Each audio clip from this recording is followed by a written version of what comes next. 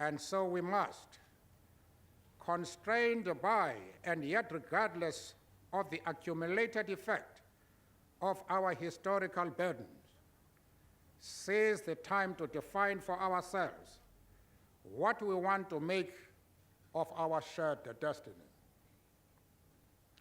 The government I have the honor to lead, and I dare say, the masses who elected us to serve in this role are inspired by the single vision of creating a people-centered society. Accordingly, the purpose that will drive the government, this government, shall be the expansion of the frontiers of human fulfillment, the continuous extension of the frontiers of freedom, the acid test of the legitimacy of the programs we elaborate, the government institutions we create, the legislation we adopt must be whether they serve these objectives.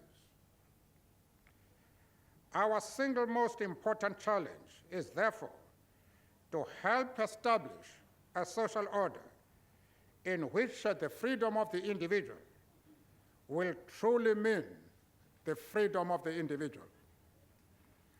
We must construct that people-centered society of freedom in such a manner that it guarantees the political liberties and the human rights of all our citizens. The provisions expressive of these noble goals already exist in the transitional constitution.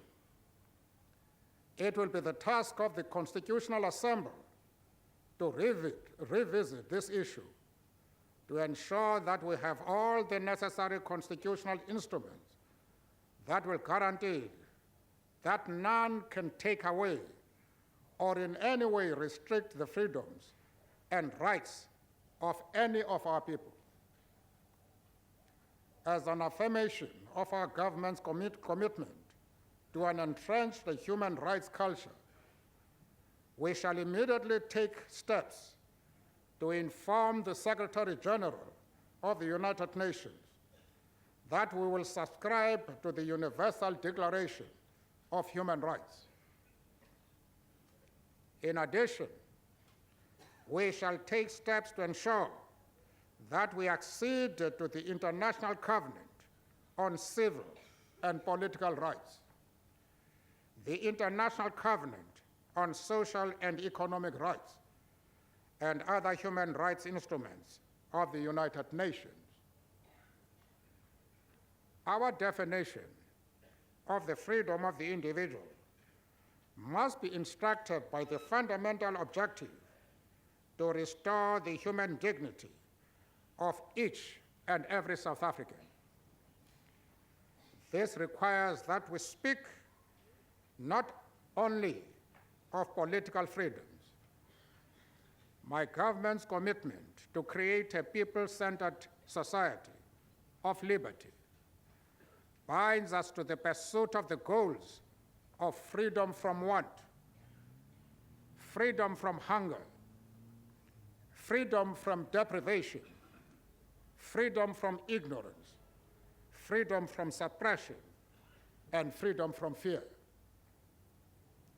These freedoms are fundamental to the guarantee of human dignity. They will therefore constitute part of the centerpiece of what this government will seek to achieve. Of the fundamental objectives of the Reconstruction and Development Program.